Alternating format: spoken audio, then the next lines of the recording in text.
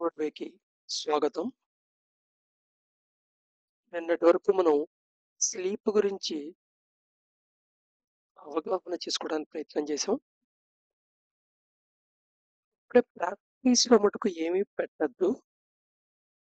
మీరు ముందు మీ యొక్క పొజిషన్ స్టడీ చేసి తర్వాత ఏమి చేయాలనుకునేది ఒక లిస్ట్ ఔట్ చేసుకొని, వాటిని ఎలా గ్రాడ్యువల్‌గా ఇంప్లిమెంట్ చేసుకుంటూ వెళ్ళాలి అనేదే చాలా ఇంపార్టెంట్. ఇంప్లిమెంటేషన్ ప్రాసెస్ ఏదైనా ఒకటి మీరు చేయదలుచుకుంటే ఆ ఇంప్లిమెంటేషన్ ప్రాసెస్ శరీరానికి ఆ డిఫరెన్స్ శరీరానికి కానీ, మనసుకు కానీ ఆ డిఫరెన్స్ సిగ్నిఫికెంట్‌గా గుర్తుపట్టేట్టుగా ఉండకూడదు. ఫర్ ఎగ్జాంపుల్ ఆహ్, దాంట్లో ఇచ్చిన బయోలాజికల్ టేబుల్ ప్రకారంగా మీరు 8 అవర్స్ పడుకోవాలనుకోండి. 8 అవర్స్ కంటే ఎక్కువ పడుకోకూడదు అనే సిట్యుయేషన్ అనుకోండి. మీకు ఇప్పటికే 10 గంటలు రోజుకు పడుకునే అలవాటు ఉందనుకోండి. అబ్రప్ట్‌గా స్విచ్ ఓవర్ చేసి 8 అవర్స్‌కి రావద్దు డెసిషన్ తీసుకొని. అలా వర్కౌట్ కాదు. ఒకవేళ అది చేసినా 3 నాళ్ళ ముచ్చటే అవుతుంది. 2, 3 సార్లు ప్రయత్నం చేస్తారు. చివరికి ప్రయత్నాన్ని విరమించుకుంటారు. నేను చేయలేను అని. సో, దీనికి ఎందుకిలా జరుగుతుంది అనేది తర్వాత స్టడీ చేస్తాం. కానీ ప్రస్తుతానికేంటంటే బాడీ గుర్తుపట్టనట్టుగా చేయాలి. అంటే ఫర్ ఎగ్జాంపుల్ రోజు లేచే టైం కంటే ఒక్క 10 నిమిషాలు ముందు లేవండి. ఈ 10 నిమిషాల ముందు లేదా 5 నిమిషాల ముందు లేవటం అనే దానివల్ల బాడీలో పెద్ద డిఫరెన్స్ కనపడదు. జస్ట్ కండిషన్ అయ్యి ఆ టైంకి లేవటమే గానీ 5 నిమిషాల్లో మీ ముందు లేచేంత మాత్రం మీకు తేడా కనపడదు. అలా 15 రోజులు చేశాక మళ్ళీ ఇంకా యాడ్ చేయండి. ఇంకా క్వాంటం చిన్న ఒక యూనిట్.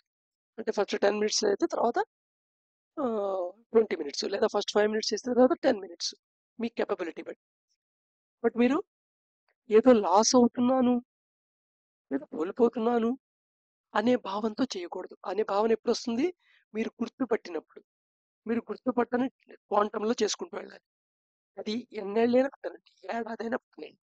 సో, ఇలా సర్దుకుంటూ రావాలి. ఇది చాలా ఇంపార్టెంట్.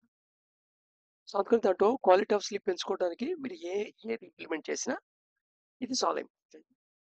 అందుకని మీకున్న ప్రెజెంట్ అలవాటు బట్టి అయ్యో! ఇలా అయిపోయింది, అలా అయిపోయిందని కానీ, దానికి కాన్సిక్వెన్స్ గురించి గానీ, ఫర్ ఎగ్జాంపుల్ 4కి, 6కి మధ్యలో పడుకునే అలవాటు ఆల్రెడీ ఉందనుకోండి.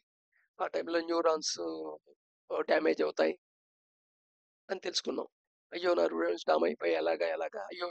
4కి వచ్చిందే ఎలాగా? ఇలాగా ఒక నాలెడ్జ్‌ని మెంటల్ ప్రాబ్లమ్ కింద మార్చుకోవద్దు. సపోజ్ 4-6 మధ్యలో ఓ అరగంట పడుకునే అలవాటు ఉందనుకోండి.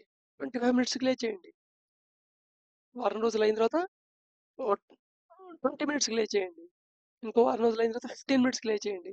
అలా తగ్గించుకుంటూ రావాలంటే బాడీ రికగ్నైజ్ చేయకూడదు. Body and mind should not recognize it. Right further proceed అవుతాం.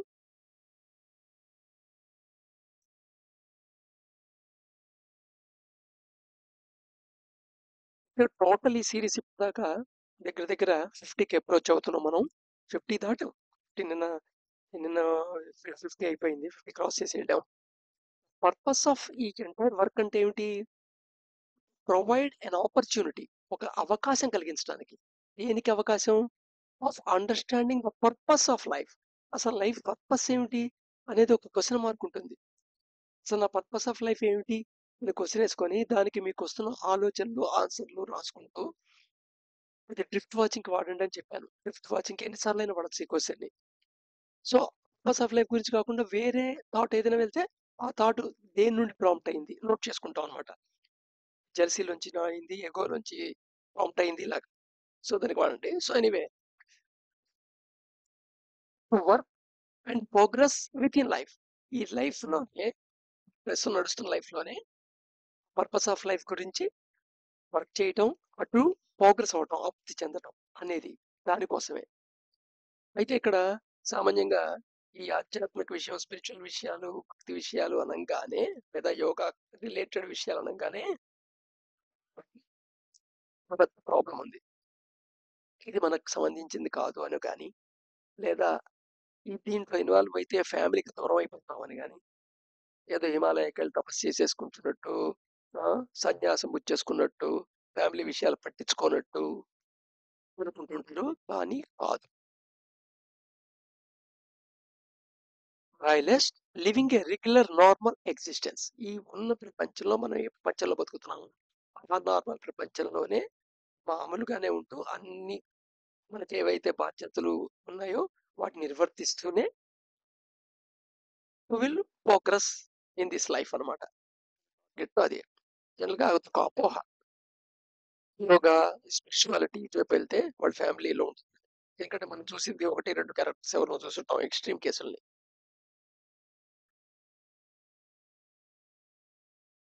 ఇంతకు ముందు వీడియోస్ లో ఆల్రెడీ ఒక విషయం చెప్పడం జరిగింది, మన రిపిటేషన్ అవుతుంది ఇక్కడ.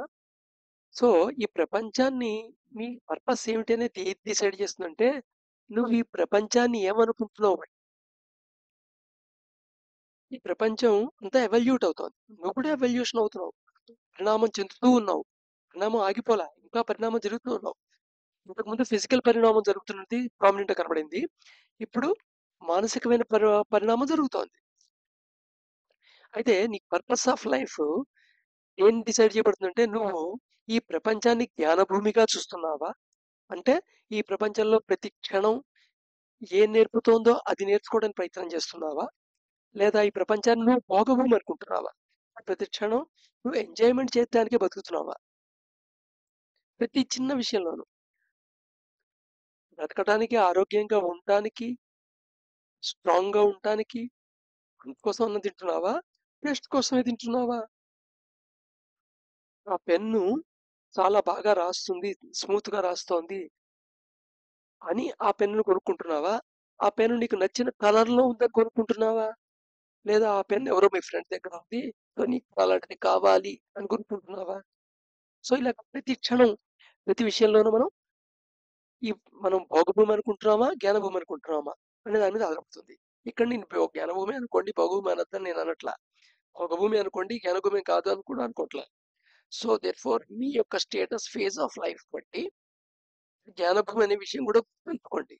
కేవలం భోగభూమికే ప్రామినెంట్ అదనమాట. సో కాదు నువ్వు ఇంక్లినేషన్, నీ వాలుతలం భోగభూమి వైపుకే ఉందనుకో, ఇప్పుడు నువ్వు జస్ట్ ఇన్కార్నేషన్ డిస్కార్నేషన్ సైకిల్స్ ఉండిపోతావు. అంటే జన్మ మన జన్మ, పుట్టుక చావు బతకడం, చావు మళ్ళా పుట్టుక చావు బతకడం, ఈ సైకిల్స్. ఇన్కార్నేషన్ డిస్కార్నేషన్ రెండు ఫేజెస్ అనమాట. పుట్టినప్పటి నుండి చచ్చేదాకా ఉండేది ఇన్కార్నేషన్ ఫేజ్ అయితే, చచ్చినప్పటి మళ్ళీ పుట్టేదాకా ఉండేది డిస్కార్నేషన్ సైకిల్ అనమాట. ఈ సైకిల్లోనే నువ్వు ఉండిపోతావు. అదే నువ్వు జ్ఞానభూమి అనుకుంటే ఎవల్యూషన్ టువర్డ్స్ సెల్ఫ్ ఎవల్యూట్ అవుతావు. అయితే ఈ ఫిజికల్ ఎవల్యూషన్ అనేది సిద్ధంగా జరిగిపోతుంది, దాని ఫేజ్ వేరు. బట్ బియాండ్ ఫిజికల్ ఎవల్యూషన్ అనేది న్యాచురల్ కూడా జరుగుతుంది. But it takes so so many millions of cycles of birth and దీన్ని కాన్షియస్ గా ప్రాసెస్ కింద మార్చుకుంటే తొందరగా వెళ్ళగలం. అంటే ఫ్యూ థౌజండ్స్ లేదా ఫ్యూ ల్యాక్స్ లేదా ఫ్యూ టెన్స్ ఆఫ్ లైఫ్ లో నువ్వు కంప్లీట్ ఎవల్యూషన్ లోకి వెళ్ళగలం. ఇది జర్నీ టువర్డ్స్ సెల్ఫ్ అనమాట. అయితే దీనికి ఈ ఈ ప్రయాణం చేస్తుంది డిస్కార్డినేట్ అయ్యింది, ఎవల్యూట్ అవుతోందంటే అంతకుముందు డెవల్యూట్ అయి ఉండాలి కదా. ఒక వస్తువు కింద నుండి పైకి వెళ్తున్నాం అంటే అంతకుముందు ఎప్పుడో పై నుండి కింద పెట్టి ఉండాలి కదా, అలాగనమాట. సో ఈ సెల్ఫ్ ఏదైతే ఉందో అది ఎవల్యూషన్ అయిపోయింది, ఇప్పుడు ఎవల్యూషన్ అవుతోంది, ఎవల్యూషన్ ఫేజ్ లో ఉంది. మళ్ళీ ఇది ఎవల్యూషన్ డివల్యూషన్ అనేది ఒక సైకిల్, ఇంత గ్రాండ్ సైకిల్ అనుకోండి. దీనికి నీకున్న ఇన్స్ట్రుమెంట్స్ ఏమిటయ్యా అంటే మూడు ఇన్స్ట్రుమెంట్స్ ఉన్నాయి: physical body, astral body and casual body. Physical body నేను చెప్పక్కర్ల, ఇది మీకు ఎక్స్పీరియన్సే ఉంది. ఫిజికల్ బాడీ మనకు ఆల్రెడీ మనం ఎక్స్పీరియన్స్ అవుతున్నాం. మన చేతులు, కాళ్ళు, మన శరీర భాగాలు ఇవన్నీ నువ్వు ఎక్స్పీరియన్స్ అవుతుంటావు.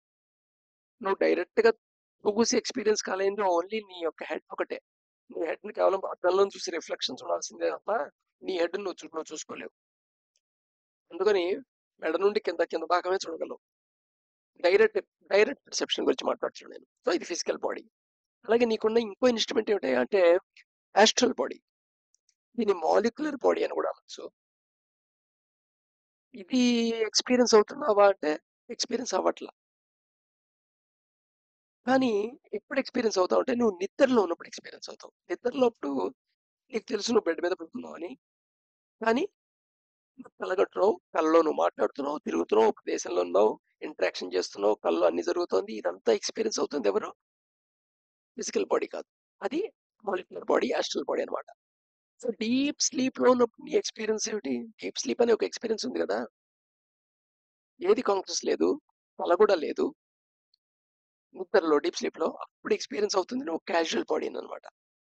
అసలు సెల్ఫ్ నువ్వు ఇంకా ఎక్స్‌పీరియన్స్ అవ్వడం తెలీదు నీకు. అందుకని నీది ఏది ఎక్స్‌పీరియన్స్ నీకు లేదో అది ఎగ్జిస్టెన్స్‌లో లేదు అని ఫీలింగ్ ఉంటుంది. ఇంకా గమ్మత్తేంటంటే నీ ఫిజికల్ బాడీ కూడా కంప్లీట్ నీకు ఎక్స్‌పీరియన్స్‌లో ఉండదు.